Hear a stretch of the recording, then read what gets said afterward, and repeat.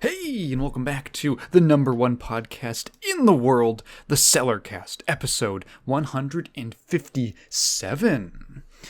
I'm recording this. I'm gonna stop. I feel like I want to stop saying I'm recording things late, but I'm recording this on a Tuesday. Fuck, is it Tuesday? Is it?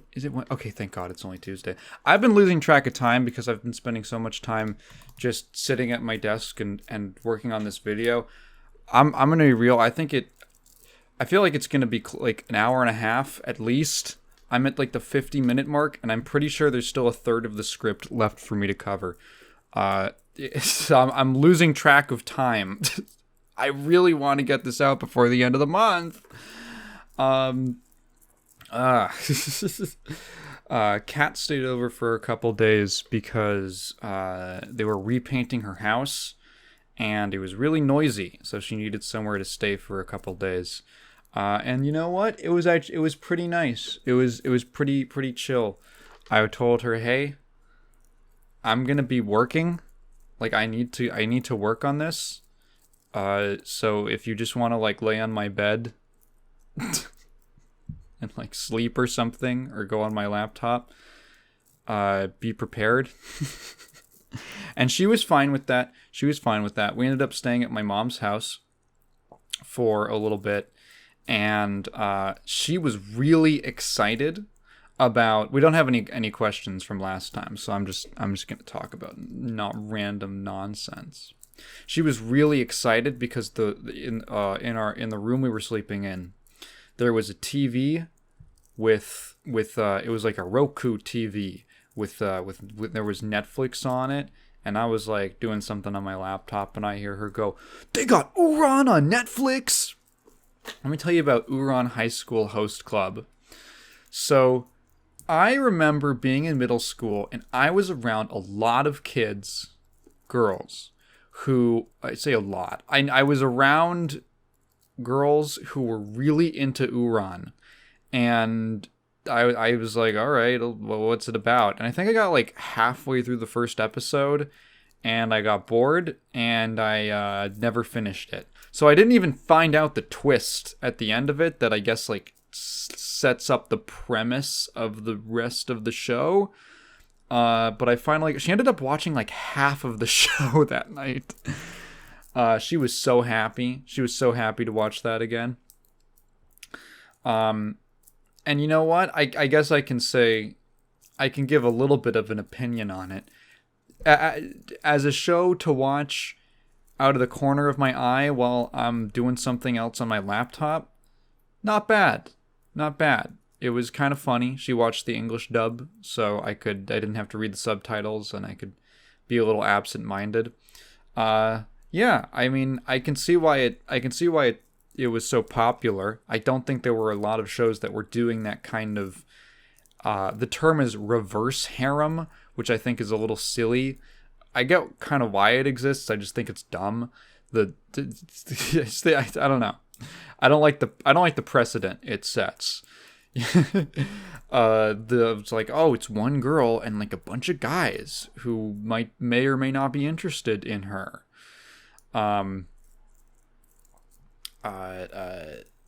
Because normally the trope would be a guy and a bunch of girls. I don't know if there were that many things around that time doing that, and not with those. I guess, I don't know.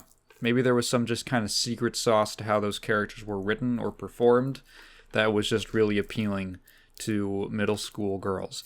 The other thing about that show, man, that is LGBT as fuck. As fuck. I was not expecting it. I kind of knew the gist of it. I wasn't entirely sure like what the gender thing was with the main character. If you don't know, Ouran Highschool Host Club is an anime from like the 2000s. Oh, I'm sorry, there's also construction going on in a house nearby me, so you might be hearing power tools intermittently during this. Ouran is about this person who transfers to this really prestigious co-ed boarding school. And there's like this club. What is it? It's the host club, which is essentially a bunch of handsome guys eat lunch and brunch and stuff with the female students of the school, and they just kind of charm them, and like, do they get paid or something? I don't know. It's kind of like one of those kind of sad cafes you'll see in Japan, where it's like you pay a woman to like eat with you and enter, like, pretend to be interested in you. That's basically what they do, but for women. And the main character stumbles across this club because they do, I don't know what they do. Music. It takes place in a music room, so I think they're looking for the music room or something. They accidentally knock over some priceless vase, and now they have to. Oh, here's the premise is that they have to pay off their debt to the club by being a member of it and bringing in revenue for them. So they're like a slave, essentially. They call them the dog, which I'm sure did not give any middle school girls any kind of thing. Definitely was not a thing. Have the fact that they call the main character the dog or the puppy, or slave, or one of the main guy's daddy. I'm sure nothing happened because of that. I don't think that had any kind of effect on anyone's psyche. And then the twist at this, so the whole, you're like, oh, the main character, it's like, the voice actor seems like a woman, but they keep referring to them as like a he, and they're kind of in like a sort of androgynous, like a big sweater and messy hair and stuff. And then only at the end of the episode is the twist revealed that actually, you're a girl? What's the name? Haruhi? Haruhi's a girl? And oh my god, I was like, wow, okay. A lot of things started to click when I saw, like, a lot of things started to make sense of like what I understood about this show's reputation.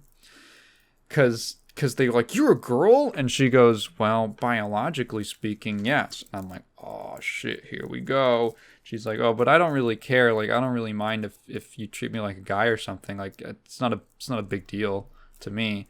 And I was like, uh-oh, this is where it happened. This was the ground zero for a lot of kids. If you ask anyone in my age group, like 20-somethings, anyone who's like trans, who was maybe in middle school or elementary school in like the late 2000s or the early 2010s, sometime around then, if you ask them about Ouran, you've got a good chance of them going, oh, I love Ouran. Ouran was such a big part of my life. It was such a big part of my childhood. And like, now I understand. Now I get it. Like, the entire deal with the character is that, so like the idea is, so oh my god, like the main kind of like leader of the club, what's his name? I forget what his name is. He's the blonde guy. He, as soon as he sees her with like her hair fixed up, he is like completely smitten. There's kind of a bisexual thing going on where like she's just far away enough from being a like man that he's like, whoa. She like crosses this little magical line. She gets like a step over the line and he's like, oh shit. And the whole show is him being really unsubtle about wanting to date her, and her just like not really being into it, but not really like not being into it because you have to preserve the harem thing. And then the like, what is it? So they pass her off. That's the thing, is the whole at the very least, I'm sure people have debates like, the main character trans or non-binary or what. At the very least, the main character is Haruhi is like a cross-dresser. That's what they call her in the English dub. They use that phrase in the English dub at least a couple times. So that's at the very least what they're going for. So there is definitely some kind of like, you know, you don't have to be gay to cross-dress, but it's definitely adjacent to it. Like, I understand. Hey, I had a lot of people say things about me in high school.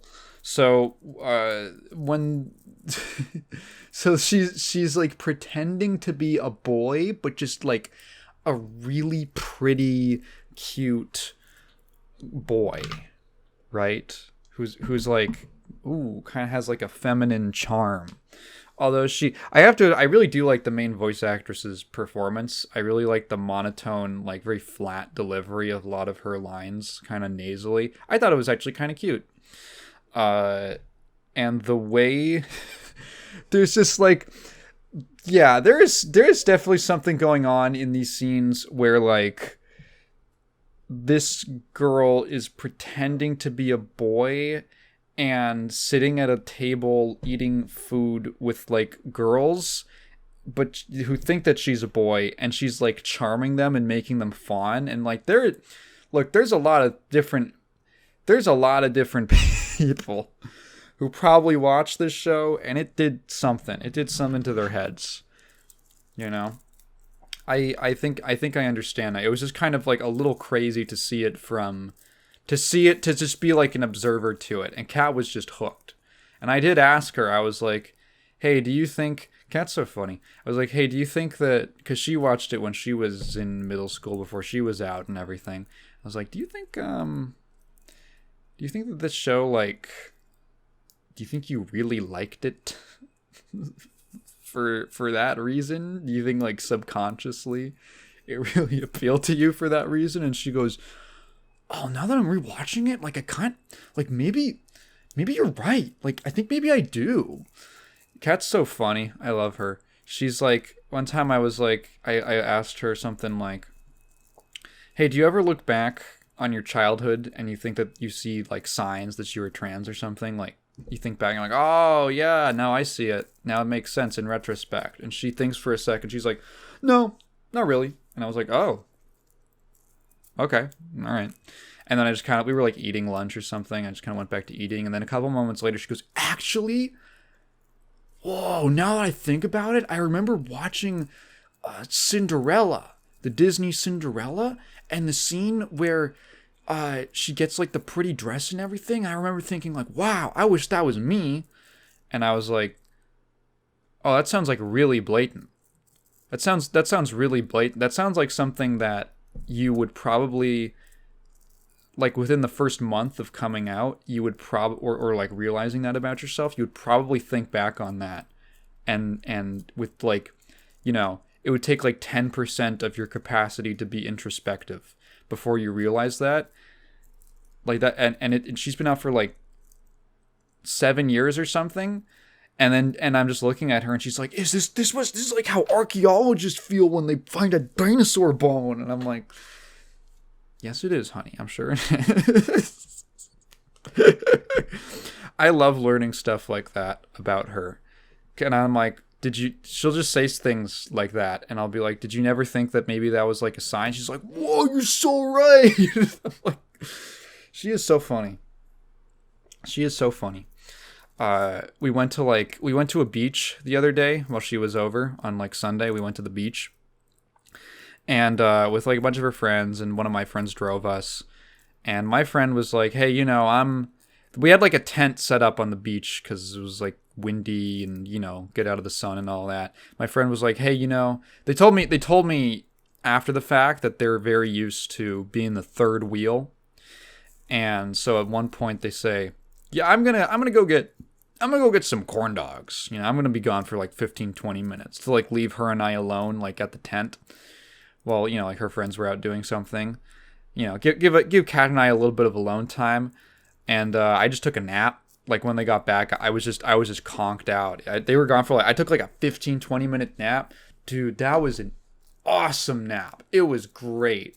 I really needed that. I felt so much better. I was like alive. I was alive, awake, alert, enthusiastic. And instead of spending time with my girlfriend, I said, I'm going to sleep. I don't know what that has to do with that. That's more like me failing her, you know. That's more like me failing to be a thoughtful boyfriend.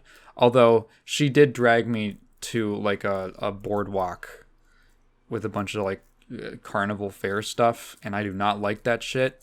And I did it for her, and I said, "This is mine. This is mine. I'm taking a nap." I get to claim one nap. I get like a free. It's like a meal ticket. It's a nap ticket. You should be able to flash that to like an officer or something when they arrest you. You should get. Everyone should get. If I was king, I'd say everyone gets one gimme. You get one ticket. You get pulled over. You say, officer, I don't want to deal with this. Here's my ticket. I'm taking a nap. And they've got no choice but to either wait for you or just drive off. People would probably get into like forging those actually. I think that if there's anything that would be okay to forge, it would be a one free nap ticket. There was some labor news this week that I wanted to briefly mention because I don't know. I feel like I never hear people talk about this shit, but it's like kind of important. It's really funny because there is like an entire cottage and industry of people whose entire job it is to like get in front of a camera and yell about how video games are being ruined in front of like their Funko Pop collection. And none of them ever talk about like labor conditions or like upper management decisions or corporate mergers or like any of the actual market factors or business factors that actually cause games to come out in like bad states or for, products that are like overly, like fucking Concord or something like that. Like, how the fuck does Concord come into it? Do you even know what that is? That's that PlayStation hero shooter thing that no one was ever interested in at all. They had a free weekend and they lost players. That's incredible. That's like shockingly off the mark. Right? God bless the people who had to make that game. But man, I feel kind of bad. There has to be a real thankfully I've never been in this position. Actually, I kind of have. I've been working on, sometimes I work on videos and I'm like, man, no one's going to fucking watch this. I'm working on like a 2-hour video right now about a game no one has ever heard of, that any discussion you find of this game basically calls it shit. And I'm like the only person in the world who I think is going to be defending it. And I'm devoting like 2 hours to it.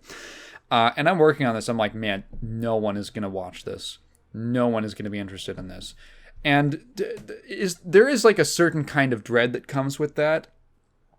But the benefit for me is that at least it's something that I care about, right? It's something that I really feel strongly about, and I have almost like a need to express myself in that way to make this video, right? And that's kind of how that's what I get out of it. If I was being told to make this video and I didn't want to make it, I would be fucking miserable. I'd find a tall bridge. And I can't imagine what it's like to be like, wow, I want to get into the industry to make cool creative products that push boundaries of artistic expression. And then someone says, you're making Concord. And I'd be like, shit, well, I have to pay the bills. That has to be soul draining. I feel very bad for the people who have to like make the character models and write the fucking dialogue and like bug fix this shit. That must be like, wow. You know what it reminds me of? It reminds me of like the Suicide Squad Kill the Justice League thing. That game that that you just remembered exists because of me. That game performed so poorly. I don't think I think people would have been interested in a Suicide Squad game if it just wasn't that. It reminds me a lot of the Square Enix Avengers game, where I remember watching the trailer and I was like, oh, this looks like a cool character, like 3D character action game, maybe a co-op thing. Oh my god, it would be Left 4 Dead with superheroes and not like zombies or something like that. I don't know, so something like that. And then it's a live service. It's like Warframe. And I was like, what? No, it's not. Why did you say, why are you lying to me? And then it was that, and like no one cared about that shit, dude. And it was sad. So that Suicide Squad game was I think a totally, like, the premise of making a Suicide Squad game could be really cool, and then you see the gameplay and you're like, this doesn't really offer me anything. Like, there's nothing really. This is something that someone who doesn't really play games thinks would be a good business decision, because they have no frame of reference for, like, what would I want to play? So that game has, like, it's in this weird zombie state that's a little fascinating. It's kind of like watching someone in like the end of life care, where it's on the life support. You know, they budget these games out for, let's say, it seems like at least this game, they'll budget it out for the main release, the launch, and then like a year of updates, right? Which in this case, they consider 2 seasons of worth of updates. But the game failed so goddamn hard that I don't know if this was the plan all the time, or if they just realized that this thing was never going to succeed and just readjusted to put in, like, so that they would have to put in the least amount of effort. But they were like, okay, so, you know, in the main game, you got a boss fight with the Flash and Superman. And in season 1 of our content pass updates, you're going to get new boss fights with Brainiac copying the Flash's moveset and Brainiac copying Superman's moveset. I think in the maybe even in the exact same like stage, like in the same arena. And you're like, oh, okay, cool. So like nothing, like literally just recycled schlock. And then season 2 comes out. Guess what's going on? Superman and the Flash. they just recycled them again. They just recycled the exact same bosses or something. I don't think anyone noticed. I don't think anyone cared. But it's one of those, like, man, I feel bad. I feel it's... There's 2 ways that you could look at this. You could be like, you could have that kind of schadenfreude. Was it schadenfreude or just schadenfreude? You know, kind of glee at seeing something bad fail. But then I choose to, you know, because I'm a better person than most people, I choose to be empathetic. And I choose to say, you know what? I'm really sorry you had to make this, man.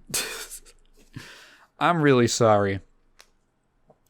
I almost wonder if the current unions that are being formed across the industry would prevent that from happening. I don't know. Maybe not. Hey, it's the union story. So yeah, there were actually 2 pretty big unions that were formed within the last month, or well, finalized, I should say. So the first one was at Bethesda. And this is what, so there is, for a couple, so this has been something that's been building up for a while across the industry. So number one, literally since forever, the video game industry has had god-awful labor practices that just straight up abuse their employees. Part of that is like, obviously everyone talks about crunch, you know, and part of crunch is like, sometimes it just happens, right? And it's very difficult to avoid. You have to be like, it can happen. You can do it. You can avoid crunch entirely if you're really good at managing and scheduling time and stuff. But there's a certain, I think most people understand that at a certain level, sometimes it's just unavoidable and you're going to have to crunch a little bit, right? That happens with a lot of things, you know? Sometimes stuff just happens. But there is also a large amount of crunch that is completely avoidable and comes mostly from upper management incompetence. And a bunch of other like hierarchical structural issues. Second off, the massive layoffs that have been happening post-COVID since the start of the year. Like the industry has been people have been saying it's been imploding, and that's a pretty good phrase. I think that's a pretty good word. The AAA side of the industry has been imploding over the last couple months with the massive amount of layoffs that have been happening. Not helped by acquisition. Oh my God, who got shut down the other day?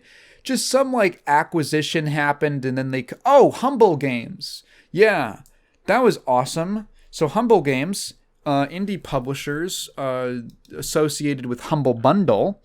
Let me look up Humble Games so that I can give you a... Humble Games, what they've put out. Honestly, just like a bunch of like cool indie games. They put out Unpacking from 2021, which you might have heard about. I remember that game.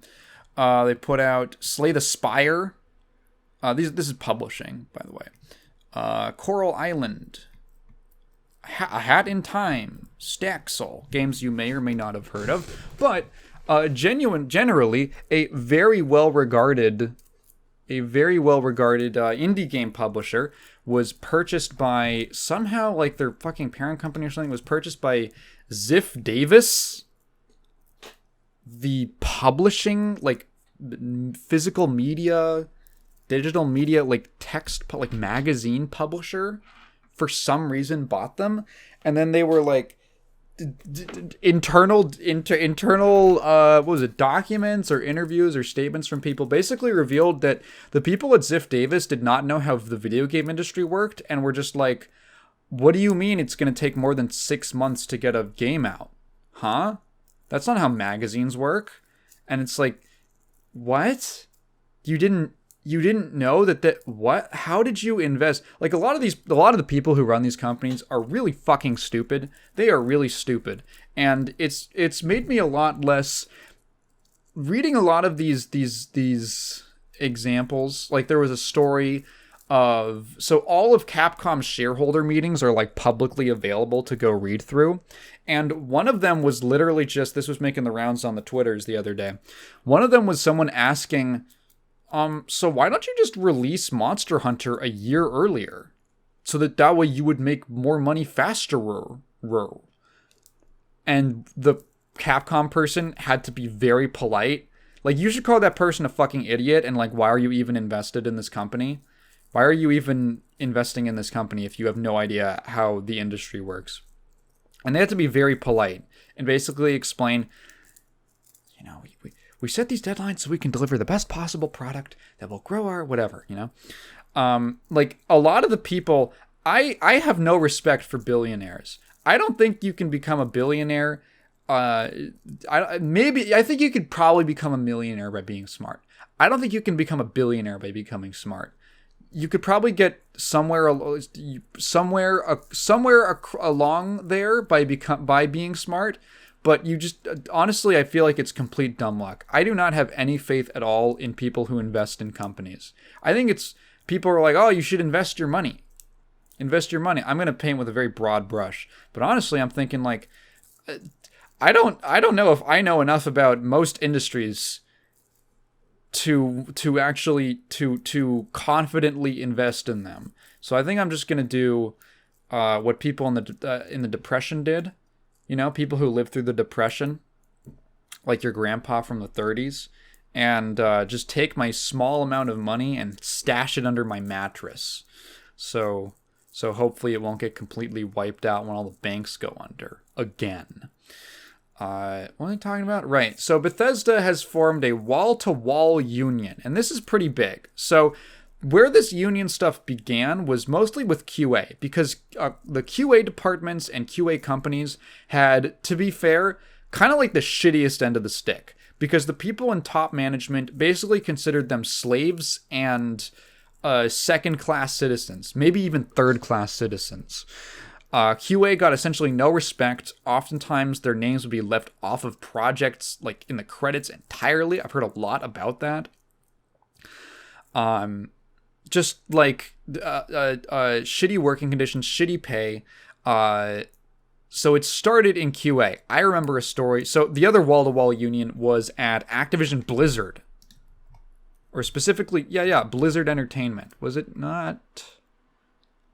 I have to make sure. Was it just Blizzard or was it at Activision entirely? I believe it was just Blizzard. Well, okay. Well, that's still something. At Blizzard, God, when all that shit was coming out, the whole investigation and the sex crime stuff, one of the stories that ended up coming out of there, because, you know, they did a broad investigation into the labor practices of the company, was like a QA worker who, what was it? Like, there was a QA worker who wasn't making enough money to be able to afford, they were living with like 5 roommates and they still couldn't afford food at the office campus. Like insane. Like, how do you expect these and how do you expect these people who do very important work, like they're the ones who test the freaking game to make sure that there's no bugs in it and they report it, right? Like oh my god, just like short-term profit chasing. We gotta fuck the people. Fuck the people who build up any kind of trust between us and our audience, right? By ensuring that we actually make games that feel finished. Fuck those people. They're cutting into our bottom line. So, it started in QA and has now expanded towards like the whole studio, apparently, which is great. I think that's a very good sign. Whenever one of these things comes up, someone goes, well, you know, a union might not be good. That's true. No, I completely understand. I agree. A union might not be good at all. However, the alternative is, what if I just let someone completely, like, give them complete reign to fuck me over, and I didn't have any tools to even attempt to defend myself, right? Like, okay, there was another story, a bunch of, again, more labor shit, a bunch of voice and mocap actors for video games are striking who belong to SAG AFTRA, the biggest North American union for actors. They're striking because they have basically gotten the short end of the stick, and they haven't been getting any kind of real constructive agreement on protecting them from things like AI replacing their jobs, right? And I think AI is a really interesting thing to toss into the mix of society right now, because it's kind of like the theoretical extreme example that is like the kneecap to most like neoliberalism, the neoliberal religion, and most like a lot of conservative economic policies, because essentially it's like the only reason that, well, one of the only reasons that the system has been working so far is because you still have to employ people. If you're an employer or a business owner, you do still have to employ real people to do work and give them money, right? And that was a necessity. And now, I mean, this started way back in the 90s when the first like big automation scare happened, I think, like in Detroit. That's like an infamous story, you know? Detroit completely was a thriving city, the center of the US automobile manufacturing industry, and then got completely wiped out when manufacturers decided to ship every job overseas to like Chinese factories and stuff. And now Detroit has been stuck in like a perpetual shithole because they were completely left behind, and there was no infrastructure for anything other than the car industry. And it's like the idea that people like I don't know. I think this is really funny. I try not to get too political very often, but we're talking about like labor practices and stuff like that. I think that the idea of, there's a lot of people who say things like, I think there's a great irony, because there's a lot of people who will say things like, you know, the problem with communism or socialism or whatever, broad Marxism, is that it fails to take into account human greed. Unlike my system, capitalism, the greatest system that's ever been devised, which is not susceptible to human greed at all. And I am totally... Let's just ignore all of the ways in which the people who benefit the most from capitalism continually try to deregulate it so that they can be more greedy and squeeze more wealth into their class. Let's completely ignore that. There's a great irony there. Because really, like, the moment, like, trickle-down economics is just a stupid idea if you think about it for 1 second. If you have anything other than, like, a starry twinkle in your eye about the society that we live in, that, oh, no, they're just going to redistribute it. They're just going to reinvest, you know, in their employees. They're gonna reinvest all the money they make into their employees, into employing more people. And historically, that has, like, never happened. That's hyperbolic. But historically, the exact opposite has happened in almost every single case. The moment that they can cut cut wages and raise prices, the moment that they can replace people, they will do it because they don't actually care about you. They don't actually care about you. The number one, I think the first big thing that really got people thinking about that was COVID, because COVID was like a real bubble pop on a lot of people's understandings of how society works, especially with the whole idea of essential and non-essential workers. Because it's like, well, I give my life for 30 years to a company and then I get laid off because, it's hard. You're non-essential. You weren't actually essential to us. You weren't actually essential. You weren't actually important. That's how much you actually mattered. I think there's become a severe disillusionment with most people, at least in like North America. I don't know about other countries and their cultures, between how they relate to large businesses and the forces that controlled the economy. This was all about like unions at first, but like unions do wrap into it because it's like if you have literally any defense, like these people do not have your best interest in mind. I honestly think that once you get to a certain like class of person, I think they just become like a different type of human being. Like I don't think most politicians like are human. Like in Washington, I don't think they're like human beings in a lot of ways. I don't think they can relate to problems of regular people in any kind of meaningful way or affect any sort of meaningful change for them. And I don't think that they really care to either. So the only means that you have against that is like you are not being taken care of by these people. So you have to form some kind of representation for yourself. Otherwise you get continuously fucked over.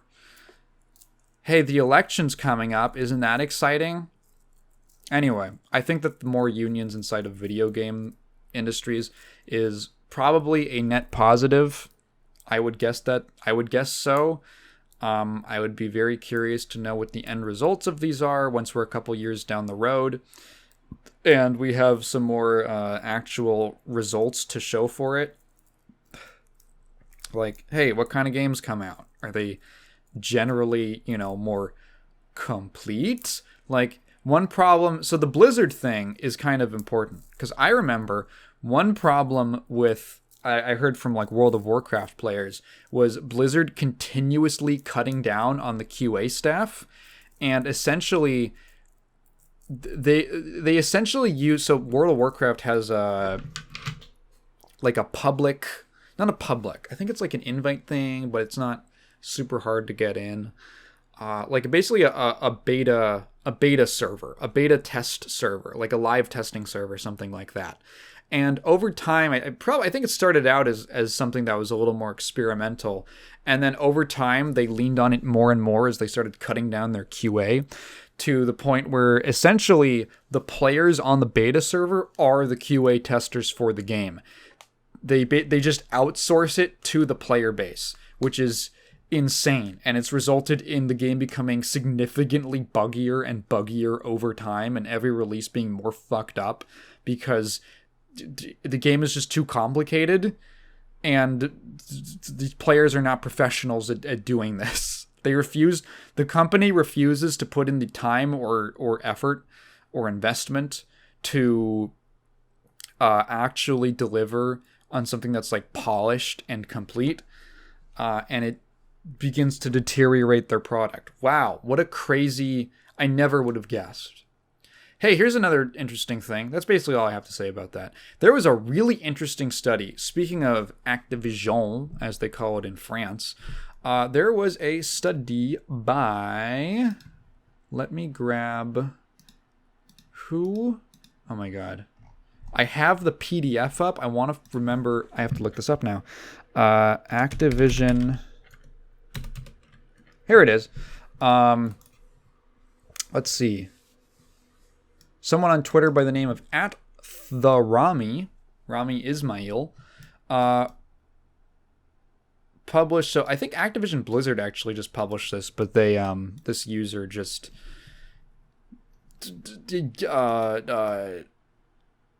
what's the word? Microphoned it.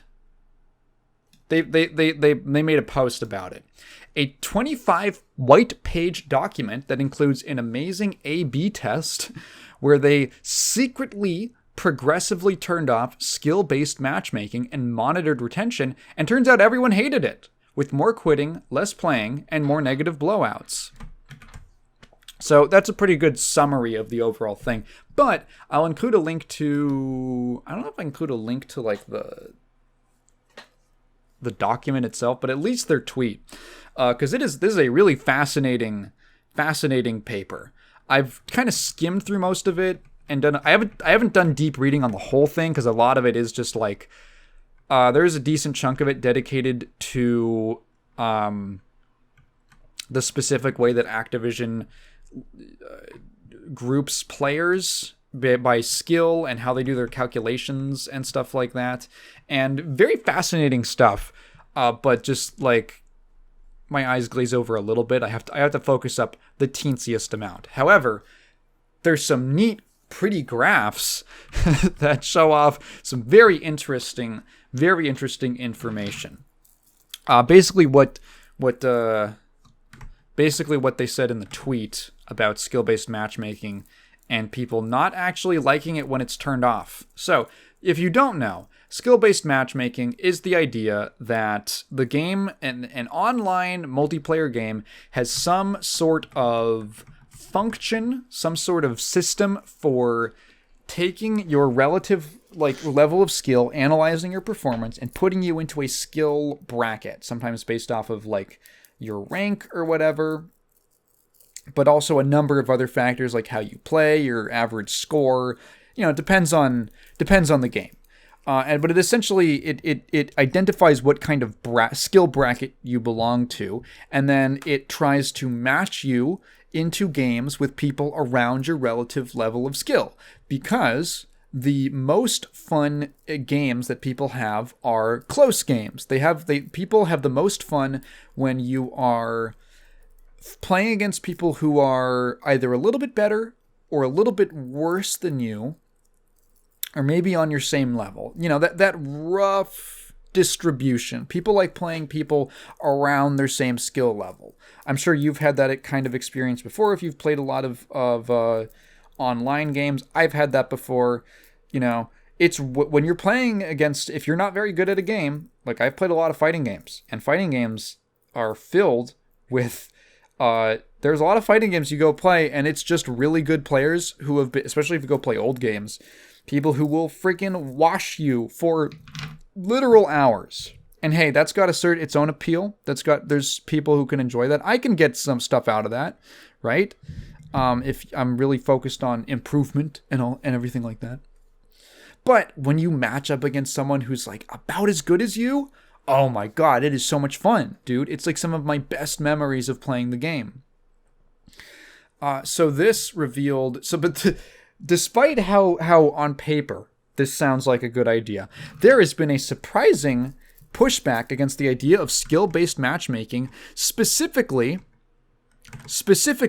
from Call of Duty players and probably like Halo players. Now here's the thing. I don't know too much about Call of Duty, but I have learned that I've listened to enough Halo guys in my life to know that I take everything Halo guys say with a grain of salt. Just something about them, I don't entirely trust them to say things and have opinions that make sense. Okay? I'm sorry if you're a Halo player, but that's just the way it is. I'm sorry. Remember, in the Cellarcast system, you're, let's say, lower third. Okay? If you're a Halo guy. So I've always been a little bit wary of that, especially coming from a fighting game background, because most people who play fighting games agree that, like, yeah, no, actually, when you're playing again, if you only get matched against people who are way better than you, over time, that really sucks ass, especially if you're more of a casual player, right? Because there's a wide disparity between people who are complete casuals and competitive players, right? There is I think a lot of people act like you're either one or the other, but in reality, I think most people fall somewhere along a spectrum where either they don't care at all about what's going on, they can have a good time no matter what, or at the most extreme, all they care about is competition and playing better people and improving and getting better and all that jazz. And I think a lot of people fall somewhere between the middle where you kind of, like, I feel like this, right? Like, I like the feeling of getting better at something, but I'm also like kind of lazy, right? And I don't want to commit hundreds of hours a week or a month to getting better at a video game necessarily when I've already got other shit I want to do and other games I want to play. So I like to invest myself into games to feel like I understand them, to feel like maybe I get a little better, like enough to the point where I feel like I can have fun with the game, right? Because I think a lot of games, there's sort of a sweet spot that might be different per person, but a level of skill that you get where the game starts getting more and more fun, and you feel like you're really playing it and you're digging into something really interesting and stimulating about the game. But there's also like a line, right? There's a line where I really don't want to put in that much effort. And ideally, a skill-based matchmaking system would put you around where your line is, right? Around the point where you find the game fun. Now, that's not counting ranked modes. I think that if you're playing a ranked mode, I think it's fair to say that, okay, you're here for like continuous progression. And if you don't want continuous progression, don't play ranked mode, right? If you don't want to deal with the grind, don't bother. I think that's fair for a developer to say. And if you're complaining about playing better and better people in a ranked mode as you win, shut up. What? That's the point. But different games can have different implementations. So this study has a really interesting, I believe this was in, this is, the example they use is, so they've done tests like this a couple times in the past, as they say.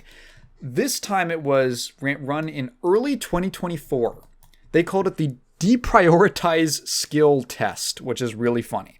They ran this in Modern Warfare 3, the new one, and it is an A/B test framework. So essentially it's, do you prefer this or do you prefer this? Very simple, just what do you like more? They go through how they define, like, what is skill? They outline all the terminology. They define, like, what is skill? How they calculate it, does it change over time? What is the purpose of tracking it? So they go through all that, and they have a little bit of a graph showing a negative trend, which is essentially, let's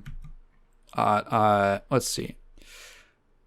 Let me find the actual quote where this part begins. If low skill players engage with our titles less, then higher and higher skilled players become the new low skilled players, relatively speaking. As a result, they then experience the negative outcomes of being the lowest skilled players in the core multiplayer population, likely resulting in those players then returning at reduced rates.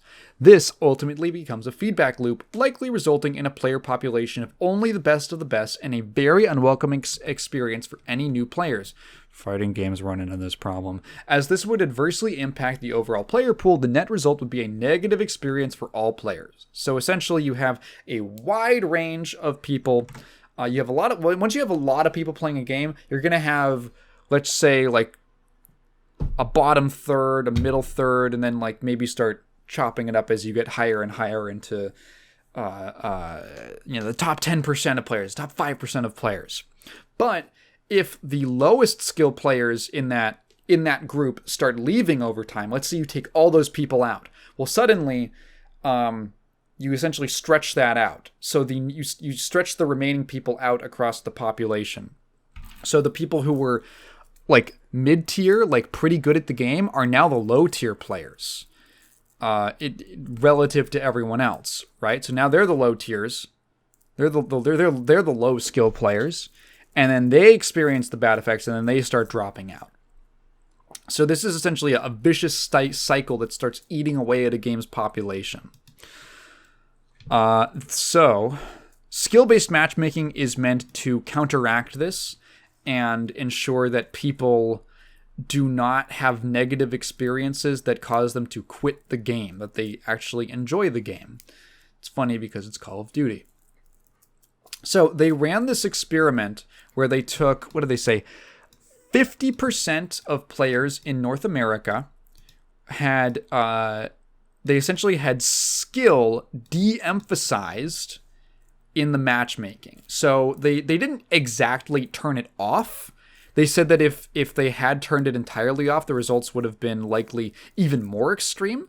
But they loosened it. That's what they say. They say they loosened the skill constraints. And then the other 50% had the regular standard. So they had an unwitting control group.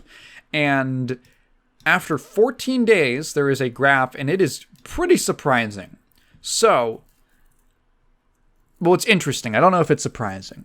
So in this graph, essentially what you see is, if you look at like the lower 1, 2, 3, 4, 5, 6, 7, 8, 9, 10. So there's like 10 different levels of skill that they've got here. They call them skill buckets. Ooh, my neck.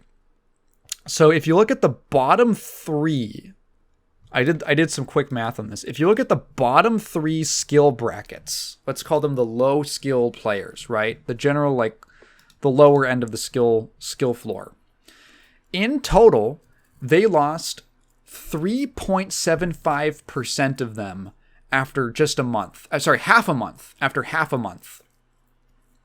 So almost 4% of the lower skilled players dropped off after 14 days.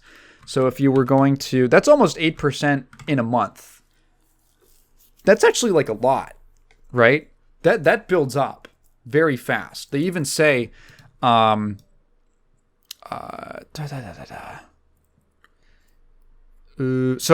essentially what before I even get into their analysis, so at the lowest end, that's where loosening skill-based matchmaking hurts them the most. It gets progressively less so as you get higher in skill, and interestingly, in the top like 10% of players, top 10% skill, they actually saw an increase in players returning. People actually came back more. So the only people who liked it, and that makes a lot of sense to me, the only people who liked that change were the players who were at the very, very top of the pool, which makes sense to me. Because if you've put in that amount of time to grind your skill and your rank and all that, you are probably the kind of person who enjoys playing against very high-skilled people and people who are much better than you, because you just have that competitive drive, that kind of desire. But the more and more you trend towards being a casual player, the less you really want that. The more unfun it is for you to have to deal with that. And mind you, this was only after half a month. So again, like that, just by like, let's just assume the trend continues in that direction. That's like 8% of the bottom third of the player base after 1 month. And you start adding that up over time, and what happens, you start to get the vicious cycle that they talked about earlier in the study, in the paper. Interestingly, they also, on the next page, talk about an experiment where they tightened the importance of skill. So they actually made skill more important in the matchmaking algorithm. They emphasized it more than usual, and it actually had the exact opposite effect. So, and I think even more extreme in that sense. Really fascinating. I'd be very curious to see the exact numbers as to how much they increased it. I'd love to like sit down and talk to someone who worked on this. But in that bottom third of players, let's see, in the very bottom, like the very, very bottom lowest tier like skill of player, they had an almost 6% return rate. They had an almost 6% return rate. And then it got progressively lower. So in the very like bottom tier, huge returns. I think like the third lowest skilled had like a 2% return rate. And then it starts to go, interestingly, it forms almost like an inverse bell curve for most of it, where the bottom end benefits a lot, and then it starts dipping down towards the middle, and then towards like the higher end, it picks up a little bit until you get to the top 20%, where you hit the negatives. And the top 10% is severely negative. It was about 4.5% quit rate. They did not want to come back. Negative 4.5%. Which is even more extreme than the gains that were made by loosening the skill requirement. So the interpretation then is that when you only have low-skilled players play with other low-skilled players, they actually really like it, probably because they don't have to give a fuck about how well they play, and they can just be casual players. But when you get really top-tier competitive people, what I think is going on is that it makes them feel like they're plateauing, right? If you are constantly playing someone who's way better than you, and you have that competitive spirit, any victory you get probably feels really good. You're just like eking out the small increases in your skill. But when you're only playing against people who are exactly on your level, you're probably playing with the same people over and over again, so less variety in what you're seeing, in terms of play style, in terms of people and how they behave and react. But you're also not getting the chance to make those little adjustments, those little increases in performance that make you feel better, that are like where you really feel good, of like, okay, I don't know what the fuck it would be for like COD, but that's right. Like that, I think that those small improvements that you get from like really putting yourself in the fire with people who are way, way better than you, that's where those kinds of players get their enjoyment from. And so when you tighten it up, it makes them feel like they're just static and they're staying at the same point. They can't really improve, and they want to improve. So you're not really serving them very well. Those are the two really interesting graphs to me. There's a couple other ones where they go over some other stats. Like, so it wasn't just the quit rate that they tracked. They also tracked things like various different stats, how they were affected. This might be a little more COD specific, but there is an interesting one where they have a statistic for what they call blowouts. So they define a blowout where a blowout is when a team in a lobby wins with a score delta greater than 30. So if there's a difference in score greater than 30 when they win, that is considered a blowout. It wasn't even a close match. It was a total stomp. So when they loosened in what they call the deprioritized skill test, when they loosened the skill factor in the matchmaking algorithm, they saw, I believe that these are differences. Treatment percentage difference. That's what that side of the graph says. The overall rate of blowouts seemed to go up across the board, except for, oh my god, like at the highest, a lot of these are close to like 10% more, which is kind of crazy. And I think very telling, at the very bottom bracket of what they call like the bottom 10% essentially of players, it only goes up by 4%, which is the lowest amount. I would guess that that's just because those people are so bad at the game that a blowout, people are just floundering so much that it's hard for someone to even like completely stomp like that. If you can even do that, you'd probably get floated up to the higher skill tiers anyway. But overall, just really like, oh my god, 10% increase in blowout games? Shit. And that is one of those things. It feels like, oh yeah, like you can say that, you can theorize that would happen when you start just matching up anyone with anyone. But wow, seeing the numbers on paper is really fascinating. There is also a kills per minute graph, so that's another stat that they track. Interestingly, this is another really extreme one, because when they loosened the skill requirement, the bottom third of the player base got dramatically worse scores. There was very little change in the kind of mid-range of the player base, and in the top end, the top 10%, 4% increase, which compared to anything else on the graph is big. The bottom 10% had a decrease themselves in 10% on average for what their kills per minute were. So that kind of falls in line with the blowout graph, to basically imply that when you're matching anyone with anyone, lower skilled players are going to get completely fucking rolled, and higher skilled players are going to be the ones doing the rolling. The last kind of bar graph that they show off, I believe, the last one is kills. What? Score per minute. Whoops, score per minute. And that pretty much says the same thing, because kills are pretty close to score. Match outcome, let's see. Comparing match outcomes between different Call of Duty titles. Okay. Our other opportunity to measure the impact of using skill as a factor in matchmaking is from one game to another in Call of Duty. There's variability in core multiplayer skill, tightness/looseness across titles in the franchise because they tune for skill differently to the other matching criteria.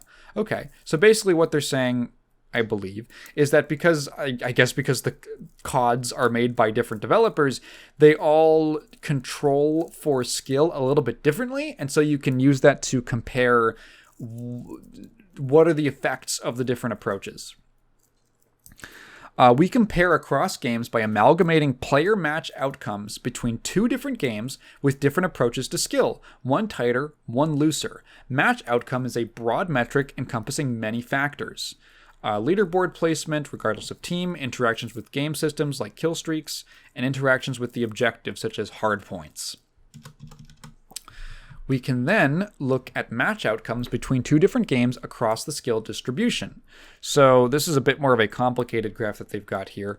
Essentially, 0.5 placement, low skill matching title, current skill matching title, and hypothetical match skill matching title. Ooh. This is getting a little too mathy for me. Let's see. What do they say about it? In Figure 8, which is this graph that it's like a weird spike graph, we can observe the effect of skill grouping on the achieved KD per minute placement percentile. The range of potential outcomes an individual player achieves is widened in the title with tighter skill.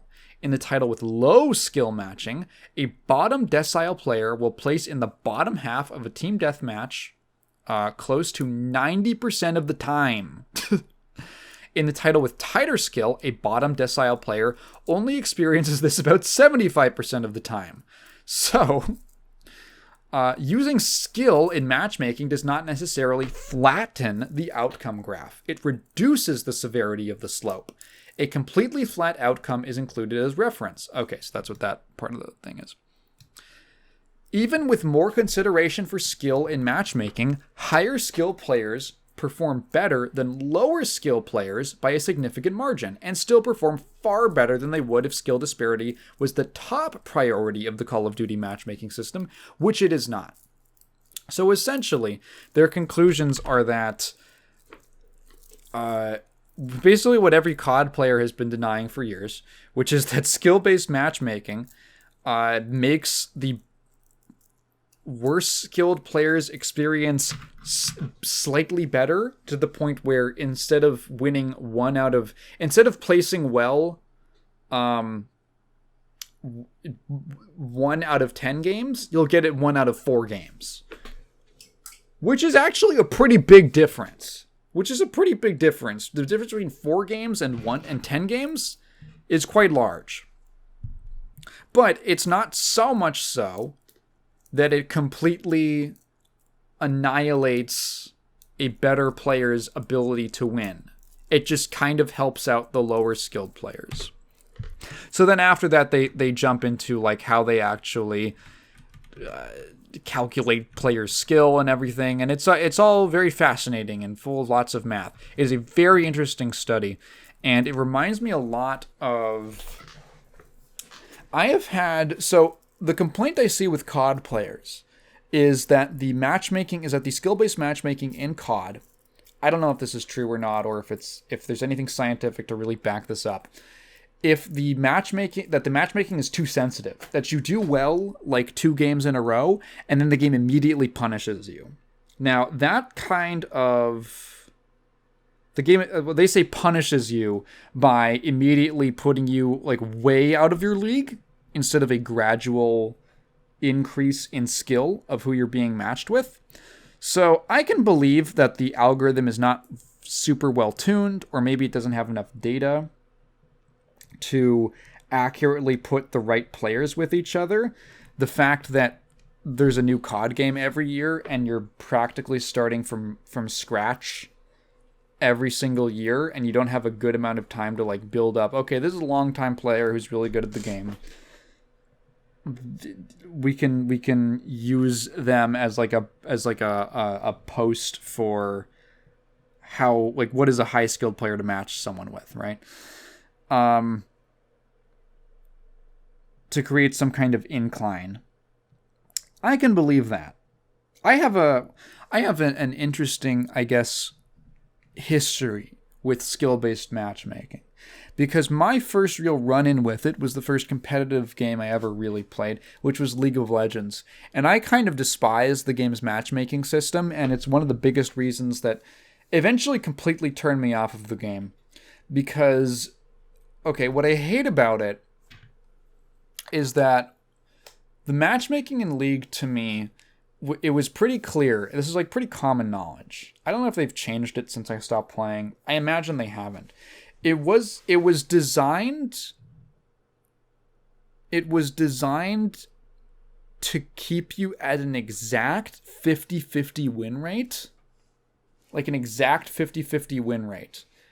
To the point where it was so obvious to me that I ended up feeling extremely disempowered, like I could have any real effect on the match. When I say that, I mean there are a lot of ways that the system can fuck you over or completely stack the odds in your favor before the game has even begun. Essentially, you can go on too high of a winning streak, and the system will say, uh-oh. It won't say, like, we need to place you with better players. It will literally do things like, uh-oh, we need to handicap you. And they will put you on a team with people who are on losing streaks. Because people on losing streaks are more likely to continue to lose because of mental tilt, and you're having a bad day. They're more likely to be toxic, which just in general makes you more likely to lose the game. Essentially, the game would throw you into situations that they knew were bad to keep you from winning too much, to keep you at a 50-50 win rate, right? And that was like really frustrating to deal with because it made me feel really disempowered as a player. I can understand wanting to keep people around the same skill level, but to do it in such a blatant way, like, dude, it has been a long observation of, like, one day you'll just win 10 games in a row and then you won't win any for the next, like, 2 days because they need to keep you at, like, the 50-50 win rate. I remember people saying, like, hey, it's okay that you lose. Even Faker, the best player in the world, even Faker loses half of his games. And in my mind, I'm like, I don't like that. I don't like that idea. I feel like if you're a really good player, you should be able to hit like at least a 55% win rate or 56% or something, 50 to 60%. I don't know. To me, I feel like if I would prefer that the game gave me enough wiggle room to express my own skill that I can have a positive win rate as opposed to just breaking even, and that it doesn't bend over backwards to make me to make my performance worse. Maybe not even my performance, but like just my chances of winning worse. I don't like that. I never liked that. And it really disillusioned me because essentially what it was is it was designing for retention, because the way that the game works in terms of how many points you get per win or loss is that if you have a 50-50 win rate, you will rank up eventually over time. And it's a system that I think is pretty blatantly designed to just keep you playing for longer. And just, I got really sick of it. I got real sick of the way that League of Legends handled its matchmaking. And also, I don't know, there's a number of reasons that I quit. I kind of realized that they weren't making the game for me anymore. Even though I had been playing the game for like 6 or 7 years. I'd given them tons of money in terms of, man, I got over every Christmas, man, I spent way too much Christmas money on Riot points. I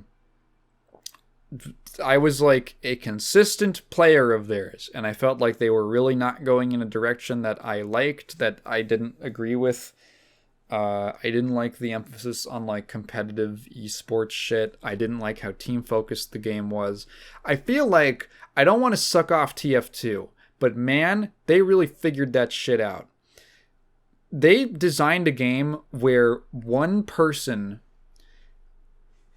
it's very difficult in a game of Team Fortress 2 for one person on a team to be the make or break. It is very hard for one single individual to be the reason that you win or lose the game. But that happens in other team-based games, and it's infuriating.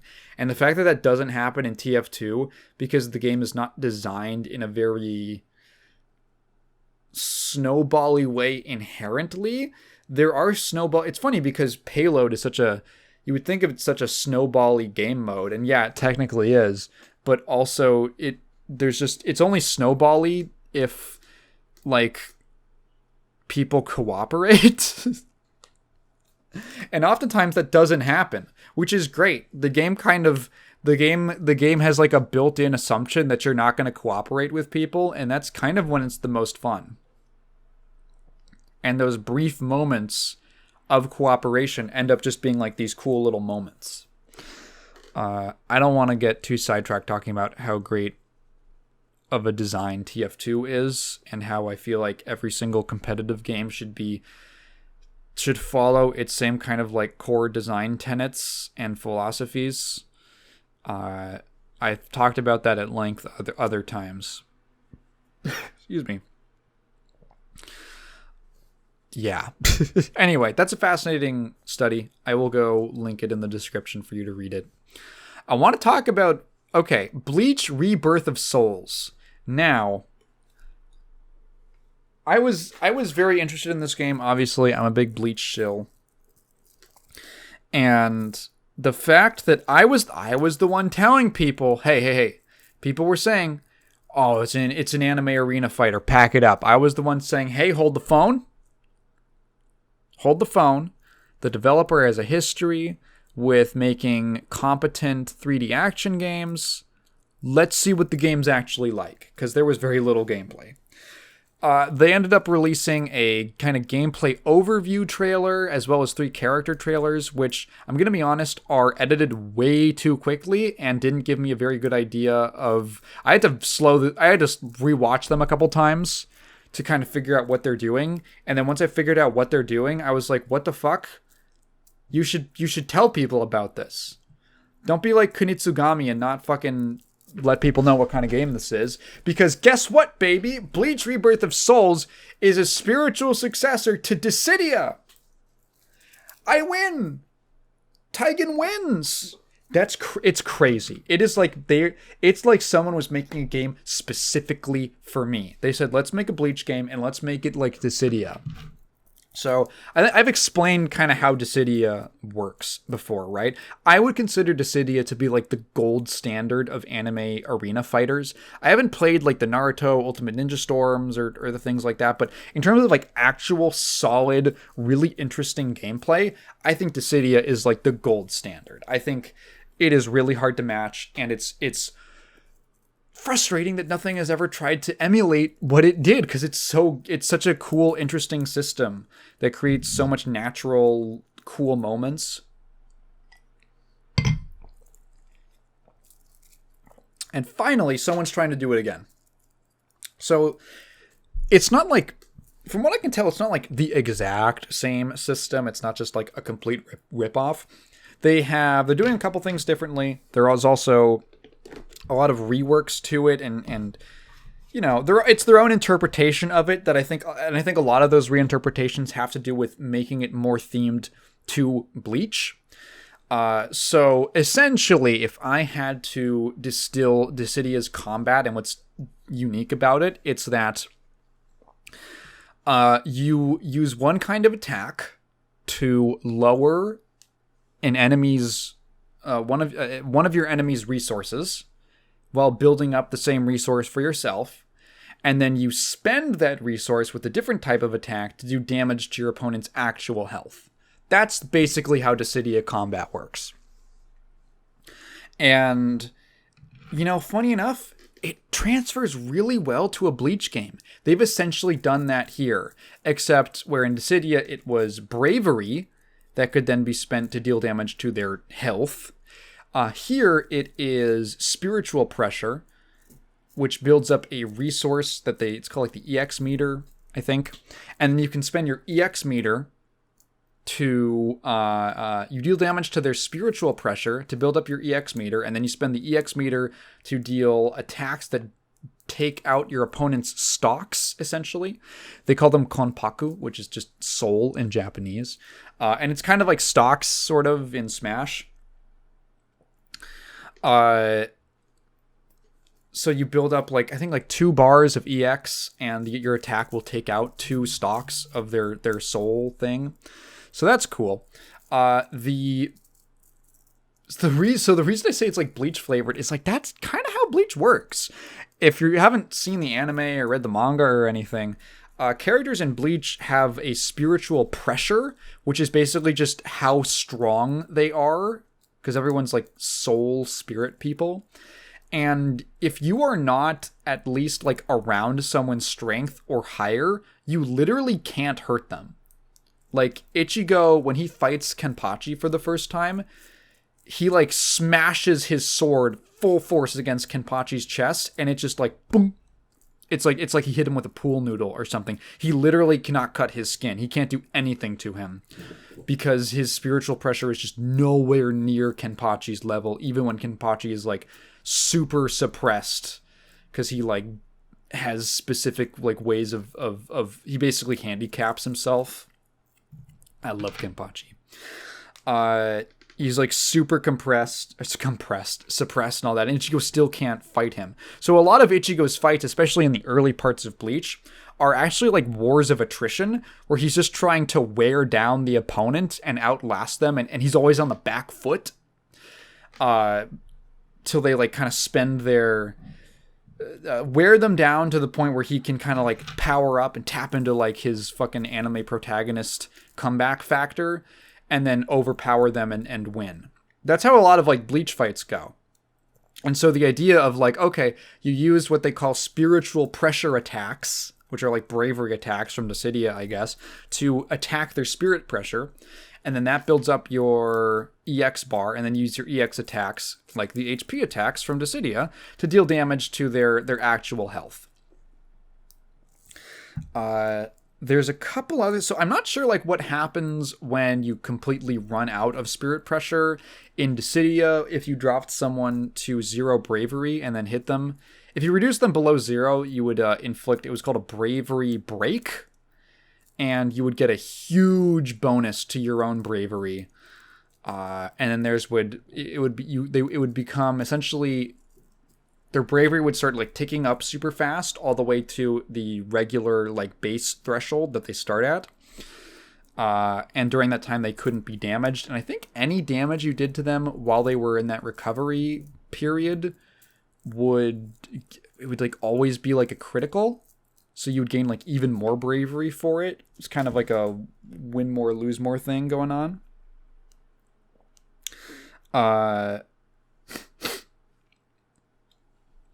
So I'm not sure like if something similar happens, like you're gonna get a big boost to your EX gauge or something like that. But the basic premise is super cool to me.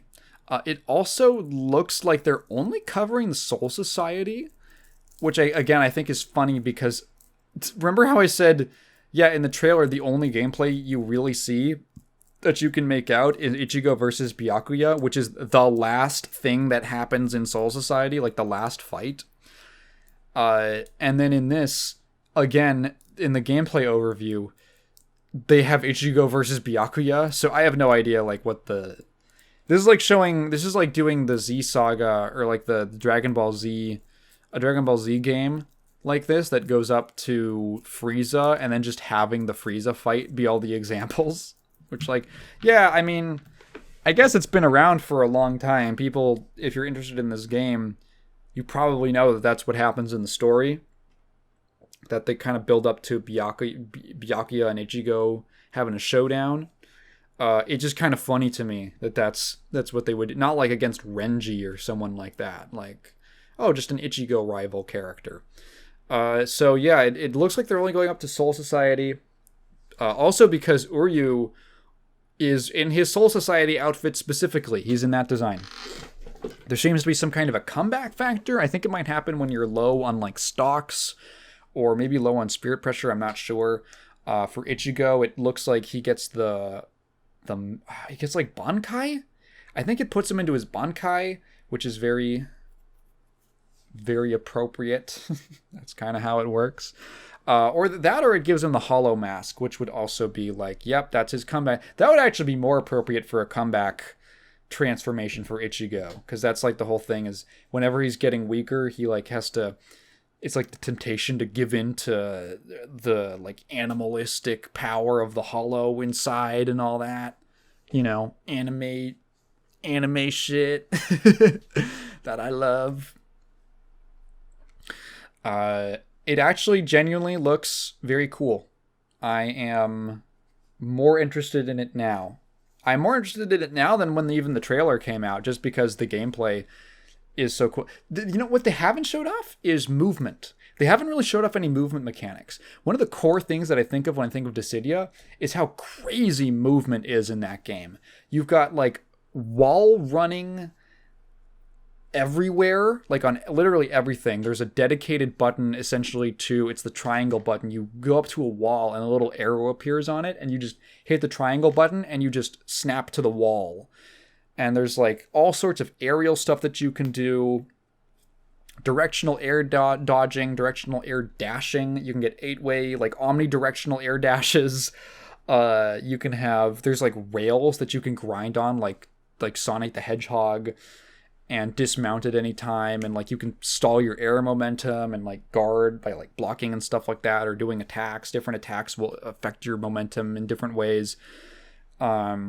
And like once you get into it, it's such a cool core part of the gameplay, and it really helps because it is such a very neutral focused game, I would say. Very, very much based around like baiting out options that are punishable and then hitting them with an HP attack or something like that. And having a really fleshed out movement system like that is... It makes it's a huge part of the fun for me, and they haven't showed off too much of that. I don't. It's funny because a Bleach game is also perfect for that, because these Bleach motherfuckers are flying around and teleporting and zip zap zooping everywhere across the screen, across entire cities, and everyone's like as fast as light and all that shit. And so I would imagine there would be some kind of like... I definitely saw there was some kind of flash step ability. I don't know what that is, if that's like a real mobility thing, or if that's more of like... Is that just like a dodge mechanic or something? I've got no clue. I would hope that there would be some kind of neat movement stuff, because to me that's a fun part of Bleach's visuals, and also would fit very well into this style of game. Yeah, I kind of, at this point, just want to see the actual, like full match of gameplay from the developers. Don't give it to IGN. Okay, I feel like at this point, I don't want to see IGN gameplay. They have this incredible talent for making games look bad. Don't give it to them. Show off some internal dev matches. Let me see how the game's actually like meant to be played.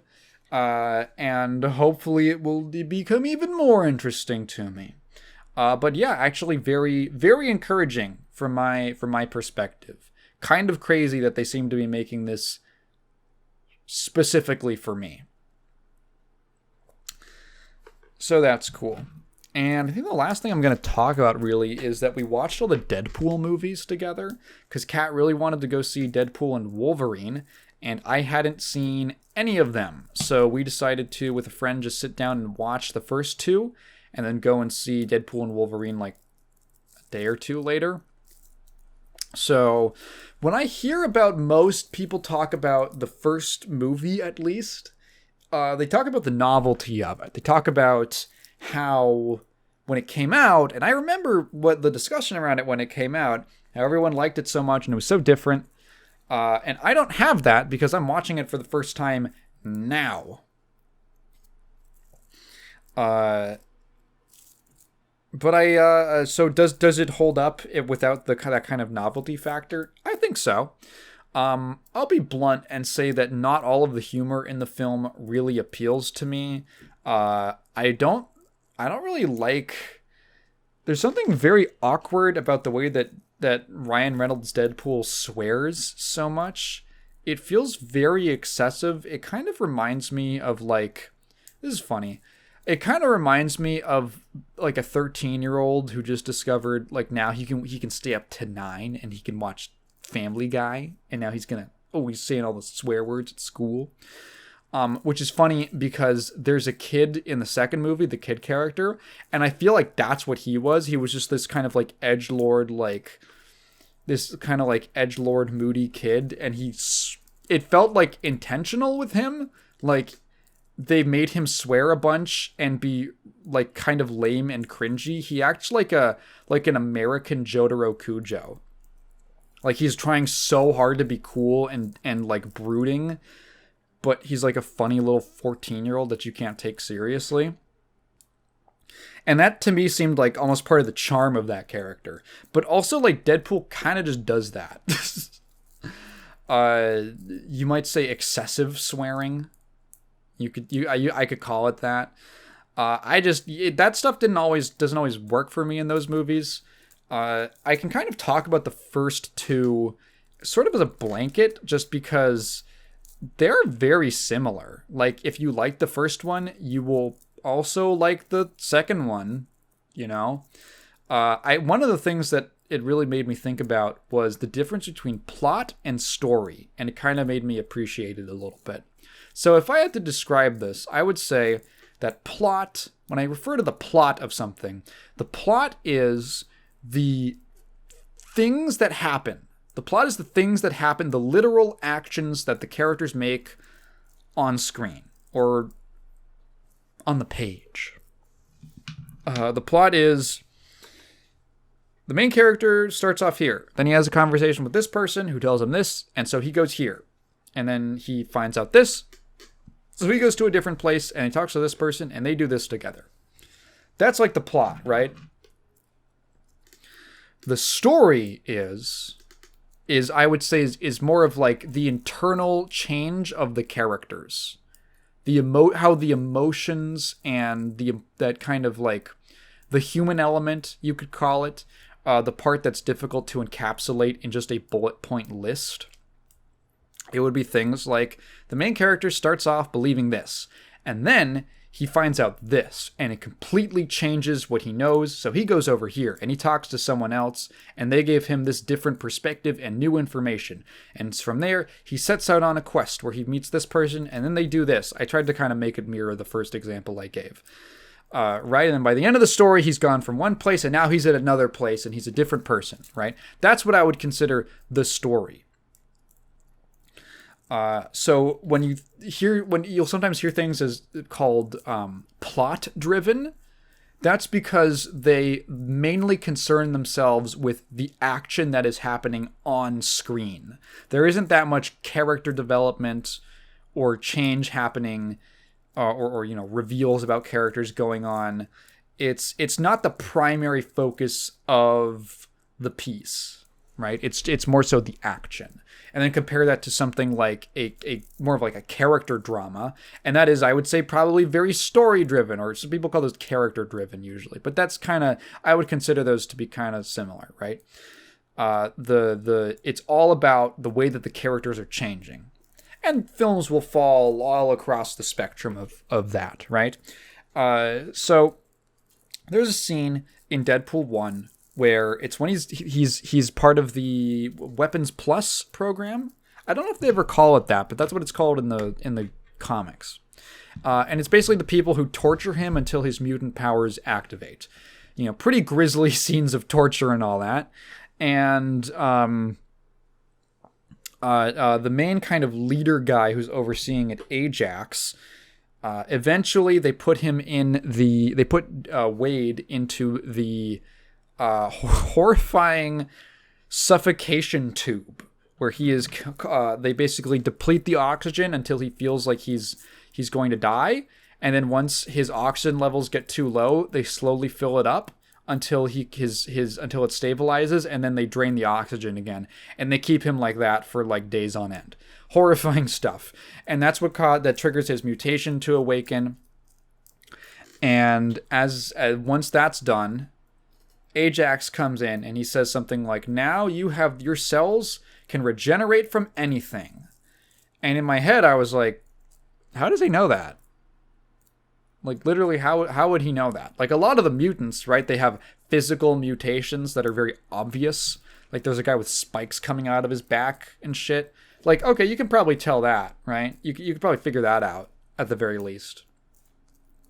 But what if your mutant ability is that you can fly, but only when you're in a good mood?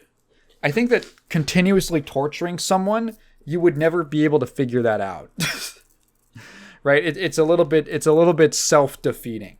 So how do they actually? I'm sure in the comics this worked out differently, and there was some other way that they found out what it was. But Ajax just kind of walks in, and the information has been planted in his head by the universe. He just kind of knows that Wade can now regenerate from anything. And on one hand, I'm like, would maybe a more crafty, clever writer come up with some kind of other way that they would figure that out? Maybe. But for the purposes of what the story is actually about, it doesn't really matter that much. Like, Deadpool, I would say the first movie, is a story about Wade Wilson, who is a sort of, he's like an anti-heroic character. He does he does like violent things, but he'll do them for like understandable purposes. He'll kill bad people or he'll intimidate them. I'm sure he also does bad shit, but you don't really see it on camera. He is he's a morally gray character, and the number one thing that he's going through is that he basically, I would say that the development with Wade's character is that he has no attachments to people. The closest is maybe like to his friend Weasel, played by the horrible person in real life, TJ Miller.